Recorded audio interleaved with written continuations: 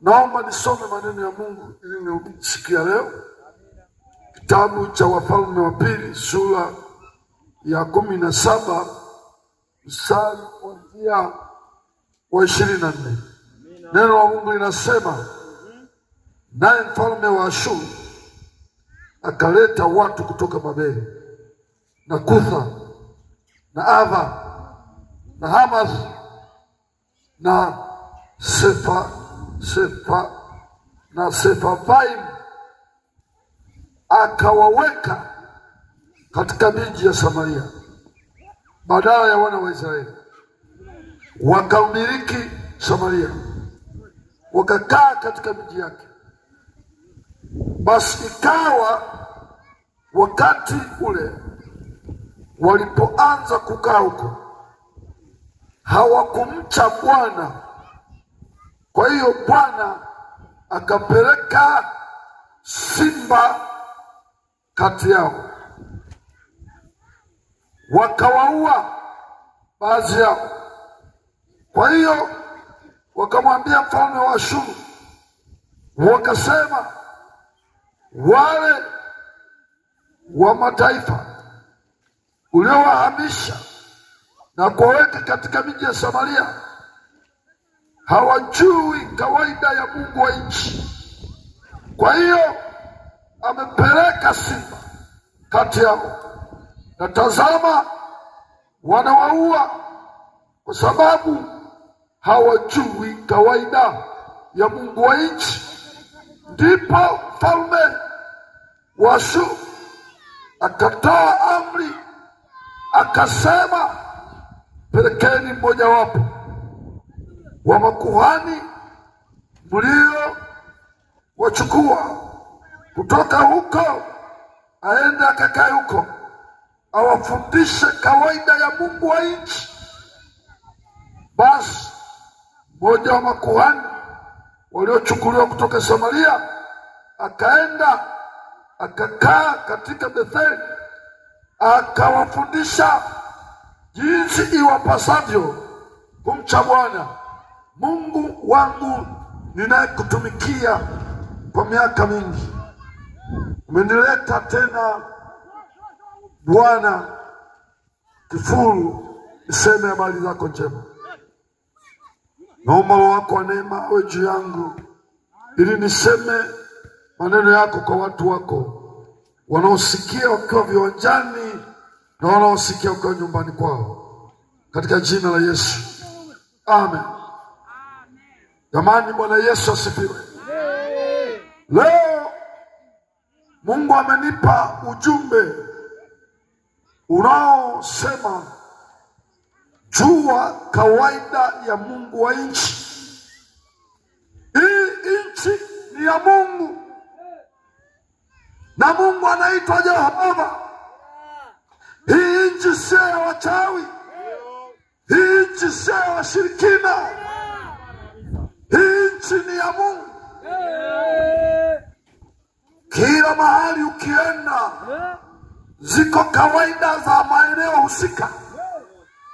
Watakwambia kawaida ya eneo hili ni hii na hii, na wanataka uishi kwa kufuata kawaida ya eneo husika. Mimi nimesafiri mikoa mingi hapa Tanzania, karibu yote kasoro mkoa mmoja. Kwa hiyo ninaelewa ninachokisema.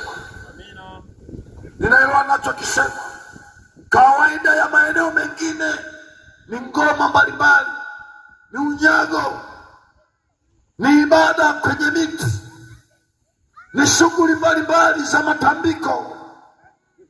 Kawaida za maeneo mengine ni heshima juu ya milima. Maeneo mengine kawaida zake ni heshima kwa mito, wengine ni heshima kwa njia panda mbalimbali. Kila eneo ukienda kuna kawaida zinazopaswa kufuata kwenye maeneo hayo, na unakuta watu ni waaminifu wanafuata, lakini matatizo yako pale pale. Kwa nini? Kwa sababu wamempa mtu mwingine nafasi ya heshima, wamesahau yuko Mungu wa nchi, anaitwa Jehova. ambaye ninahubiri habari zake kwenye madhabahu hii, na ya kwamba ukijua kawaida yake unakuwa salama. Mimi ni mtu wa Iringa, hata kule kuna kawaida yake. Wahehe wana kawaida zao, wana kawaida za matambiko, wanatambika kwenye makaburi.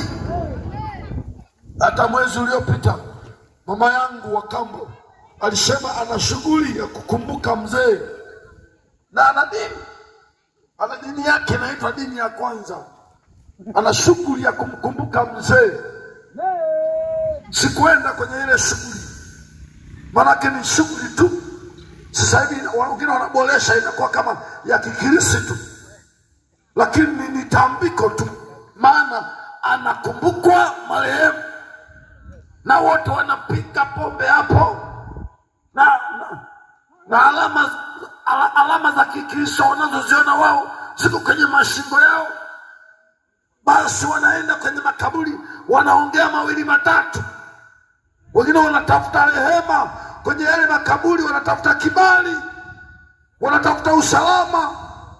Basi watu wanatoka Dar es Salaam, wanatoka mikoa yote, wanamiminika Iringa, wako makaburini, watachinja wanyama hapo. Na wenyeji, unaona, hiyo ndio kawaida ya miungu yao. Leo sizungumzi kawaida ya miungu, nazungumza kawaida ya Mungu wa mbingu na nchi. Nazungumza kawaida ya Mungu aliyeumba mbingu na nchi. Wewe mtu wa Kifuru una kawaida za miungu yao, ya miungu yako, iwe miungu ya Kizaramo, iwe miungu ya Kimakonde. Leo naleta kawaida ya Mungu aliye hai, anaitwa Jehova, na mwana wake anaitwa Yesu Kristo, mwana wa Mungu aliye hai. Nataka nilete kawaida yake. Anataka nini? Nilipokuwa pale Chanika wakati nakuja zamani, nilikuta kawaida ya miungu ya Chanika, na Wazaramo walikuwa wako pale wana kawaida za miungu yao. Wengine wamehamia pale, watu wa Tabora wana kawaida ya miungu yao. Kuna vijumba vidogo vidogo, vibanda vipo pale, kila mtu anaviona vile vibanda. Akishirikina ni kawaida ya miungu yao. Lakini Chanika ilikuwa ya ovyo, sio ilikuwa ya usalama. Kwa ajili ya vile vibanda, ilikuwa unaweza kuona jini peupe kabisa, macho kwa macho, ushirikina macho kwa macho. Niliwahi kukutana na vitu vya ajabu vya kishirikina, pamoja na kawaida ya mji ule wa Chanika, kawaida ya Wazaramo, kawaida ya wahamiaji waliokuja na miungu yao kutoka kwenye mikoa mbalimbali. Haikuweka mji salama, kwa sababu mji hauwi salama kwa ajili ya kujua kawaida za miungu yako. Mji unakuwa salama baada ya kujua kawaida ya Mungu aliye hai anataka nini. Jamani, amina. Jamani, amina. Sikiliza nikwambie, kisa hiki nilichokisoma katika Biblia kinaonyesha miaka fulani ya nyuma, karibu 722 kabla ya Kristo. Wakati huo kuna matukio yalitokea. Waisraeli walikuwa wametekwa na kwenda kukaa ugenini kwenye nchi isiyo yao. Kwa hiyo Israeli, Yerusalemu ikabaki haina mtu. Jengo lile la hekalu likawa limebomolewa, na Waisraeli wanayemwabudu Jehova wakawa wamehamishwa, wameenda utumwani, na walihama katika nyakati tofauti kama 3. Lakini inaizungumza nyakati ambayo dola ya Ashuri ilihusika kuwahamisha, wakawa watumwa kwenye nchi ya kigeni. Nchi ya Israeli ikabaki bila Waisraeli, na Waisraeli walikuwa wanamwabudu Mungu ninayehubiri habari zake mahali hapa. Anaitwa Jehova, Mungu asiyewa michanganyo, Mungu ambaye upasi kuvaa ilizi unapomwabudu, Mungu ambaye upasi kuwa na kwenda kwenye vibanda unapomwabudu, Mungu ambaye hakubaliani na kuchanja chale. Ndiye aliyekuwa Mungu wa Israeli, na walipokuwa wanamwabudu Mungu huyo walikuwa salama. Sasa dola ya Ashuru ikawabeba Waisraeli ikawatoa. Kwa hiyo mji ukakaa hauna watu. alichokifanya mfalme wa Ashuru, akaenda kubeba watu wengine wageni, akawaleta waje waishi kwenye nchi ya Mungu, kwenye taifa la Mungu Israeli. Wakaja wageni wakakaa pale. Nisikilize nikwambie kilichotokea. Wale wageni walipoingia kwenye ile nchi ya taifa la Israeli, wakashindwa kujua kawaida ya Mungu wa Israeli anataka nini. Wakaanza kuishi maisha wanayoyataka, maisha ya ovyo, maisha ya kuabudu miungu mingine, maisha ya kipagani. Biblia inatuambia Mungu akatuma simba, wakaanza kuwatafuna mmoja mmoja, wanaliwa na simba. Come on, wanaliwa na simba. Wakapiga kelele, hili tatizo ni nini? Mbona tunaliwa na simba?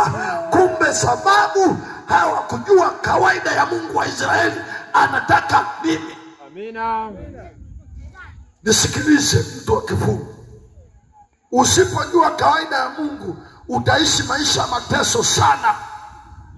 Unawapelekea waganga wa kienyeji kuku, ni kwa sababu hujui kawaida ya Mungu wa Israeli anataka nini. Utapata shida, utapata kifafa, utapata mpaka degedege ukubwani. Kwa nini hujui kawaida ya Mungu wa nchi? Utakabwa usiku, wenzako wanalala salama, wewe unakabwa, umegeuza kuwa kigoda. Maisha ni mabaya, unaota njozi mbaya, unafukuzwa na wanyama wakali, au unakula manyama ya watu, au unalisha vitu usivyovijua. Vitu vinatembea tembea kwenye mwili wako, unashangaa. Mmoja niliwahi kutana naye akilala kitandani, kitanda kinakimbia. Kwa hiyo hawezi kulala, maana leo hiki kitanda kinakimbia, kinanipeleka wapi? Wengine wanahama nyumba, wanaziacha. Wengine wakitembea sehemu wanaona nywele zinasimama, zimekuwa na miguu. Maisha ni vurugu vurugu, hali ni mbaya, hauna amani. Pesa ukiweka sehemu, unakuta ulizoziweka ziko tofauti, zimeibiwa. Matatizo yamekuandama, unajiuliza ufanyeje? Leo nimekuletea majibu. Jua kawaida ya Mungu wa nchi, ukijua utakaa raha salama. Mimi niko hapa mpaka Jumapili. Hii nchi ya Kifuru sio ya wenyeji ya Mungu. Nitakaa hapa salama, narudi salama. Hakuna mganga na ndumba yake, na ninawaita waganga wote wa Lukaungo wote. Nimekuja hapa, najua kawaida ya nchi. Hii nchi ni ya Bwana na Mungu ndiye anatawala. Sifanyi chochote. Usipojua kawaida ya Mungu, Mungu anatakeje? Wako simba, wale jamaa wakaliwa na simba, wakaliwa na simba. Hofu na mashaka zikaingia kwenye mji ule, mji ambao Israeli walikuwa wanafanya ibada, wanamwabudu Mungu wao, wana amani. Lakini hao watu wageni hawawezi kuishi. Simba wamevamia kila nyumba. Umekaa na watoto wako unakula chakula, mara unasikia mungurumo, simba amefika, anaondoka na mtoto wako. Umekaa unajiandaa kwenda sokoni, mara njiani unakutana na simba. Hali ikawa ni mbaya. Hawa bwana hawana amani tena. Kwa nini? Kwa sababu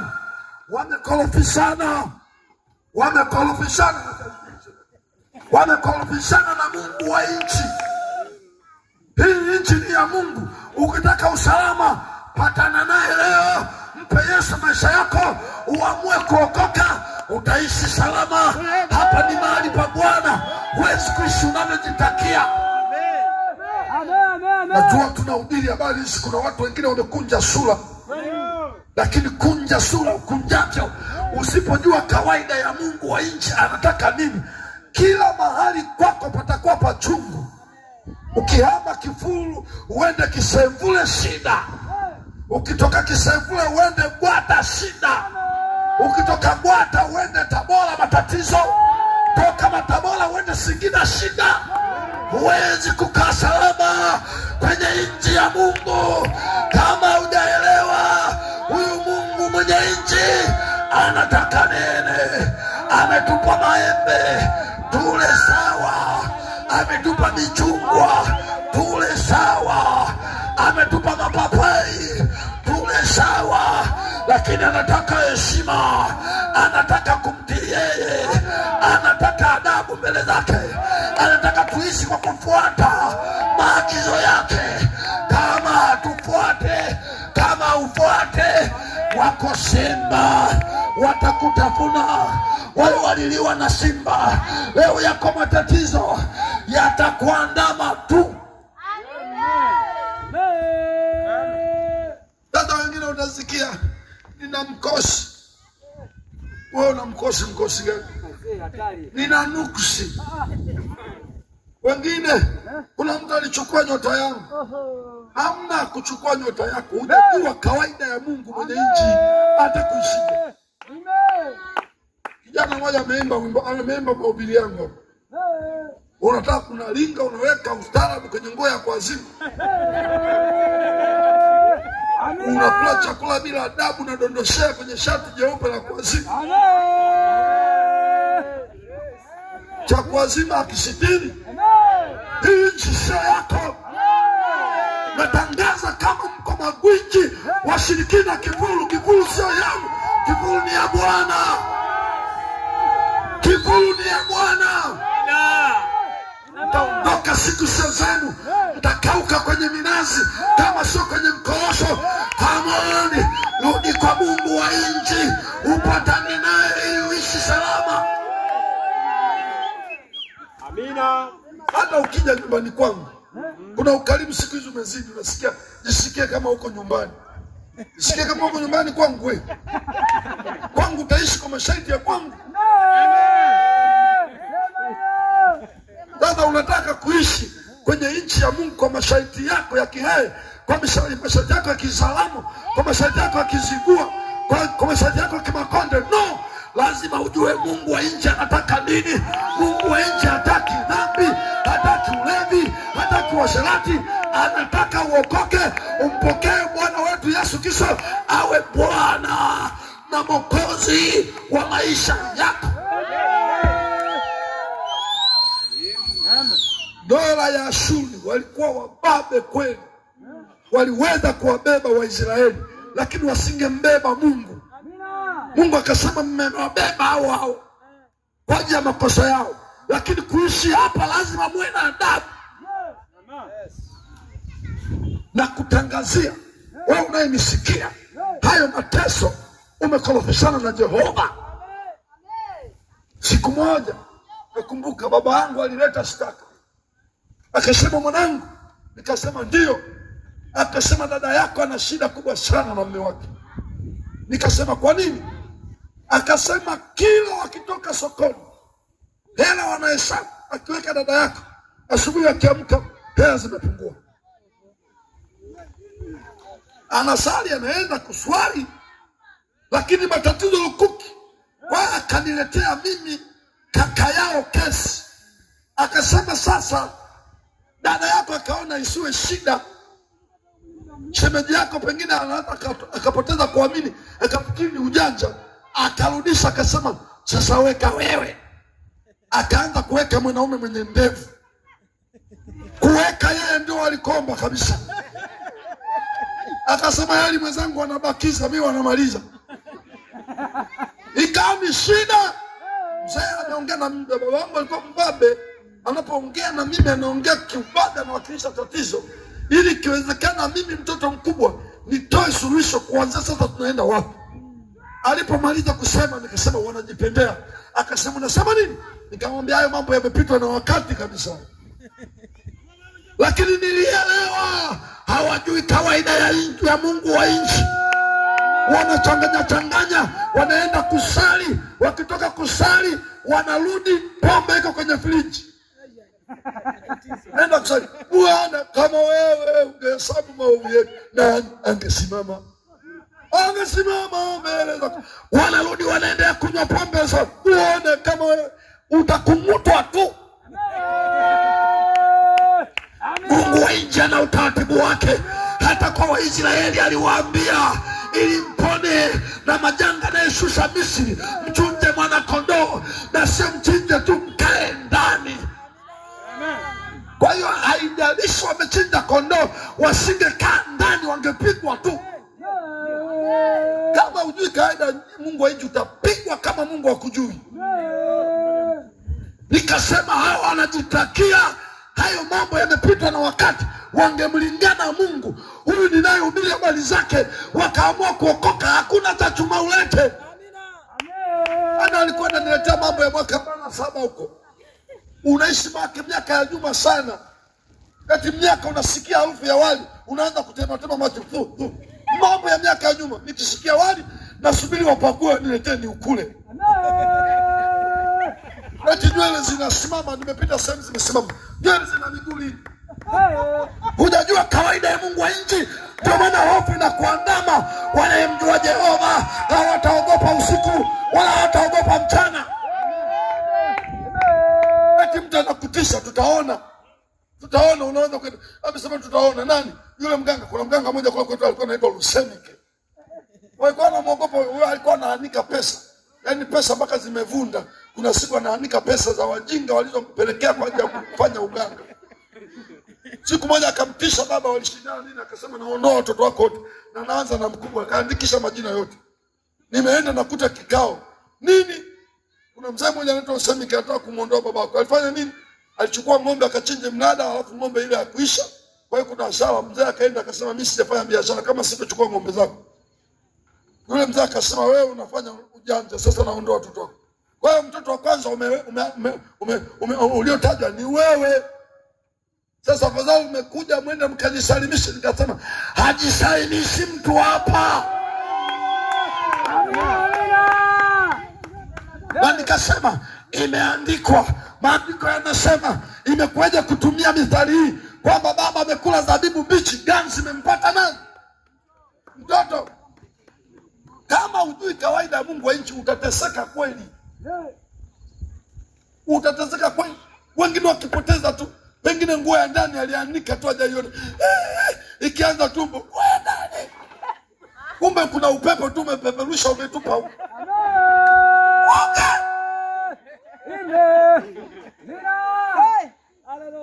Kwa sababu hujui kawaida ya Mungu wa nchi. Na nikutaarifu wachawi wapo. Na siku ya mwisho tutawaruhusu, tutasema kamata. Ambao hataki kuokoka kamata, pingiza kabisa mpaka watoe na damu puani. Wao wanaita mfulamo. Si utaki. Sio wapo. Na mimi wamesha test sio mara moja. Kote nako safiri, shatestia na wachawi wapo. Lakini ukimjua Jehova, uko salama. Ukimjua Mungu, uko salama wewe. Wako salama watoto wako. Yuko salama mume wako. Yuko salama mke wako. Yuko salama biashara zako. Yako salama mazao yako. Kila kitu kiko salama. Niwahi kuchunga kanisa mkoani. Na nilikuwa nalima. Sasa nikawa nimetafuta shamba moja la kulima karanga. Yale makaranga makubwa uko kwenye kijiji tuko tunaita magogo makubwa yale. Sasa nikashangaa nimelipata shamba moja kirahisi. Kumbe lile shamba lilikuwa karibu na gwiji wa kile kijiji. Kwa hiyo ukilima navuta mazao yote, wewe unaambulia sifuri. Sasa nikashangaa hili shamba mbona nimelipata kirahisi. Baadaye nikajua, nikasema yes. Wa 12 ukafika. Nilifika wa 12. Sasa nikasema, nikaenda nikacheki ile shamba, mvua ya kwanza imenyesha, nikaona kuna maotea. Nikasema sasa komesha yake ile shamba. Sipandi na palilia haya ya maotea. Siku nimekwenda kule shamba kutoa majani, ninakuta yule bwana amekuja. Yule gwiji kaweka kichupa pembe ile, kaweka pale. Nikasema weka wekavyo, lakini hapa umeingia choo cha kike.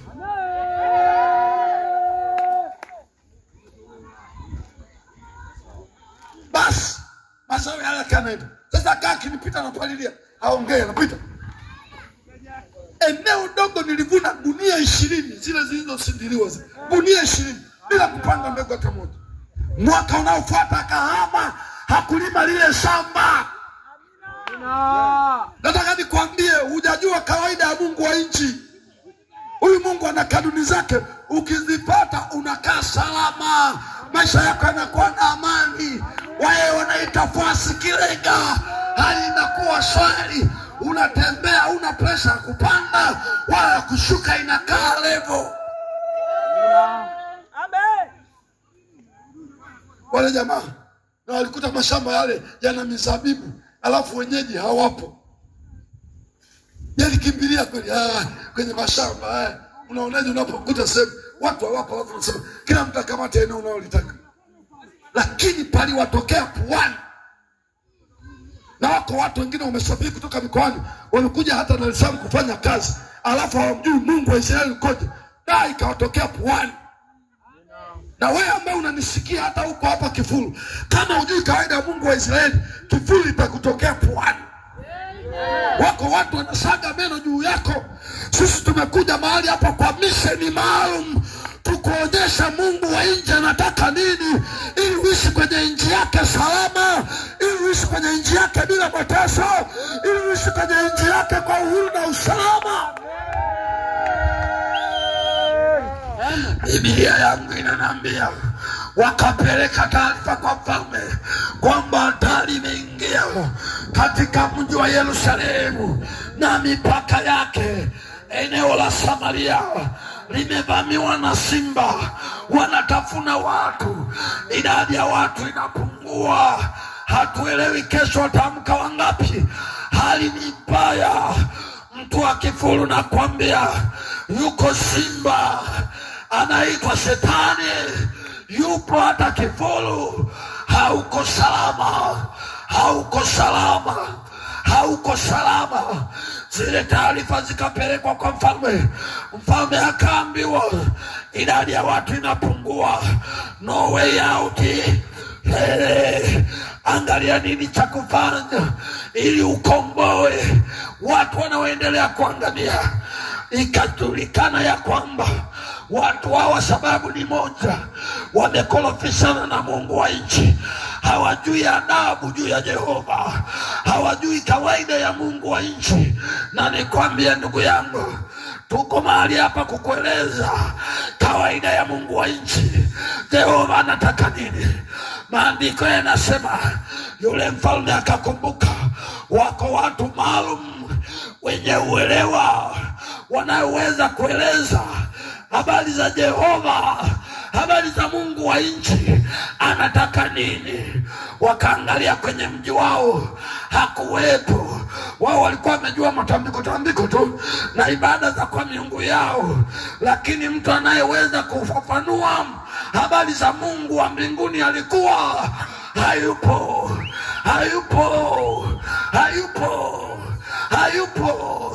Sikiliza, mtu wa Kifuru, huhitaji kila mtu. Huhitaji magwiji waliokaa Kifuru muda mrefu. Huhitaji watu wenye ukoo mkubwa kwenye mji huu. Unahitaji mtu wa kukuelekeza habari za Mungu wa nchi. Anasemeje? Wakati huo kulikuwa kuhitaji mtu maarufu. Watu maarufu walikuwepo, lakini hawajui kawaida ya Mungu wa nchi. Ilipofikiriwa iweje, wakasema sasa cha kufanya ni hiki, tutume watu waende kule Ashuri, wakatafute kuhani, mtu wa Israeli, mwenyeji wa nchi hii, anayetembea na Mungu, anayejua habari za Mungu, aje wafundishe watu hawa namna ya kuishi, vinginevyo watakwisha. Kama watu wa Kifuru, sisi ndio makuhani. Tumekuja Kifuru sio kwa nafsi zetu, tumetumwa tuwaeleze kawaida ya Mungu wa mbinguni. Anasemeje ili muishi kwa amani na Mungu wenu, ili muishi kwa amani na Kifuru yenu. Mungu amewazawadia tu Kifuru hii, sio ya kwenu. Lazima mjue anataka muishije. Hiyo ndio kazi imetuleta. Hatukuja kuonyesha sura zetu, hatukuja kuonyesha umaridadi wetu. Tumekuja tuwaeleze kawaida ya Mungu wa nchi anataka nini. Anataka utubu dhambi zako usiache. Anataka ubadilishe mwelekeo, uanze safari ya kwenda mbinguni. Tuko hapa kukwambia hayo. Ukiamua kufanya hivyo, hayo mapepo yaliyo mwilini mwako yatatoka. Hiyo kiu ya bangi na sigara itatoka. Hiyo kiu ya uasherati na zinaa itatoka. Mungu atakubadilisha. Kule kukosa kulala usingizi usiku kutatoka. Yale mandoto mabaya yatatoka. Zile laana na mikosi zilizoandama ukoo wako zitatoka. Na kuanzia sasa utaitwa mbarikiwa. Nisikie makofi mengi ya shangwe kwa Bwana. Rembo na mashanda rabaka. Rikapakancho mesayas. Unaweza kusimama pale ulipo. Unaweza kusimama pale ulipo. Unaweza kusimama pale ulipo. Oh, rabakancho mesayas. Ukiwa umesimama, sogea hapa. Sogea hapa. Nakushukuru sana mama mwangalizi kwa kuwa mtangulizi wangu kuhubiri siku ya kwanza na pili. Umefanya kazi kubwa na naona mpenyo umevunjwa. Bila shaka kuna ngome mmevunja uchungaji. Mpenyo na uona mahali hapa. Nahubiri habari ya kawaida ya Mungu wa nchi. Unaweza kusema mchungaji sifanikiwi, mimi ni kijana mpambanaji sifanikiwi. Chama kuta vijana wana namna hiyo. Na mimi ni rafiki sana na vijana, ni rafiki na watu ambao wana hali ya chini kabisa. Unamsikiliza unaona amekosa kitu kimoja tu, amemkosa Mungu tu. Amekosa kuelewa kanuni za Mungu tu. Ukikosa utahangaika sana. Pesa zako zote zitaenda kwa waganga, utaishi maisha unafikiri hali nishike kamba nijinyonge. Na leo wajinyonge wetu. Makabila yote wameadopt kwa wewe. Wameapply na wenyewe wanashika kamba. Kwa nini amekata tamaa? Lakini hutashika kamba ukijua kawaida ya Mungu wa nchi na ukafuata kanuni zake. Huna sababu ya kukata tamaa.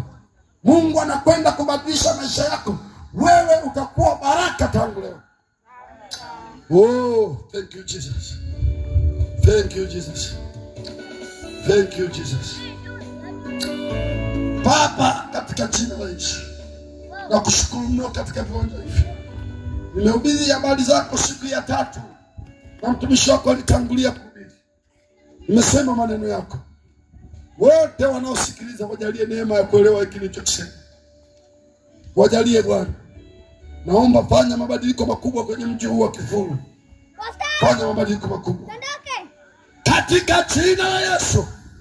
Ninavunja roho za ushirikina. Ninavunja uchawi na ulozi.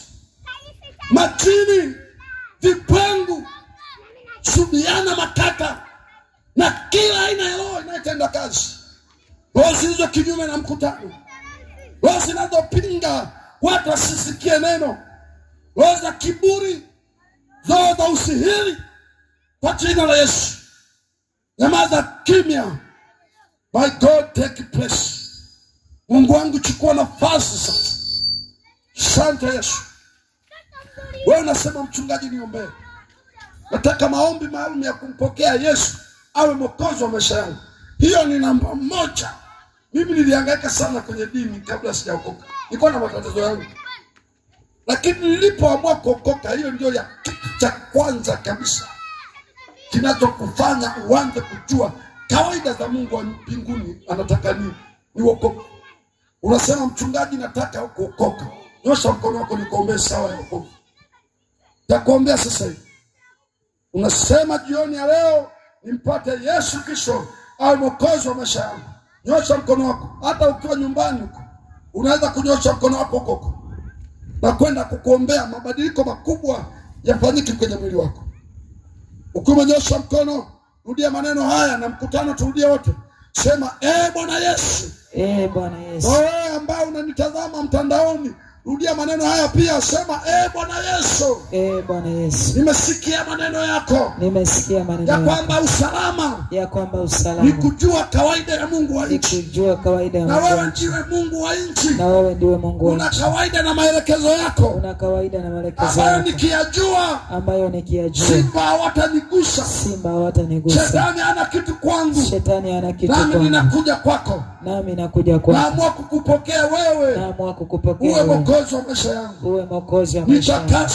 Nitakase. Niwe na uhusiano na wewe. Niwe na uhusiano na wewe. Weka kinga juu yangu. Weka kinga. Adui asinivamie tena. Adui asinivamie. Asante kwa sababu jina langu. Asante kwa sababu jina langu. Limefutwa kwenye kitabu cha uzima. Limefutwa kwenye kitabu cha uzima. Limeandikwa kwenye kitabu. Limefutwa kwenye kitabu cha hukumu. Limefutwa kwenye kitabu cha hukumu. Limeandikwa kwenye kitabu cha uzima. Limeandikwa kwenye kitabu cha uzima.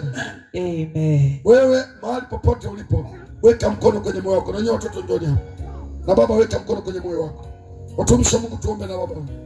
Baba, katika jina la Yesu, iko mbele zako, ninawaweka mikononi mwako. Asante watumishi wako hawa, kwa jina la Yesu, walioamua kwa mioyo yao, kwa jina la Yesu, kujua kawaida ya wewe Mungu unataka. Kwa jina la Yesu, katika ninasimama kinyume Ramashakatamanda na roho ya shetani, vifungo vyote vya giza, vifungo vya giza, kwa jina la Yesu, kwa jina la Yesu, Ramoseika rekasha tesheketere, katika jina la Yesu, katika jina la Yesu, katika jina la Yesu, katika jina la Yesu, anza kutomoka sasa. Rakashukataya. Roho neema, ninaomba neema tena juu ya watoto hawa Bwana. Wewe uliendeka kwamba waacheni wadogo waje kwangu, maana ufalme wa mbinguni imeandikwa ni wao. Imeandikwa ni wao. Remosha pepo lala wayando remoshi rapaso, katika jina la Yesu, yeke katika jina la Yesu, neema katika jina la Yesu, Ramba na mashaka, na achilia neema kubwa iwe juu yao na uzima tembea tena juu ya katika jina la Yesu. Katika jina la Yesu, uzuri wa Bwana uwe juu yako, neema ikuzingire katika jina la Yesu. Asante Roho Mtakatifu. Kesho tutakuwa na nafasi kubwa sana kwa ajili ya watu kushinda baba. Walete watu wote wenye kifafa, walete waliopooza, walete hata kama ni kumbeba kwa kitanda, lete mahali hapa. Waliochanganyikiwa, walioluka kichaa, walete. Uwe una shida yote, tangaza kwamba tunafanya maombezi mahali hapa bure, na tutakuwa hapa tumepiga kambi. Muda wote ukitaka huduma njoo. Kesho huko muda tutapita mitaani na speaker huko. Tutapita sehemu zote kwenye vitongoji huko na speaker, ili pengine wale ambao hawajui tuko hapa wajue tuko hapa. Lakini ukija hapa utatukuta. Hii wiki tuko hapa kukuhudumia, umjue Mungu ili uwe na amani. Mungu wa mbinguni akubariki.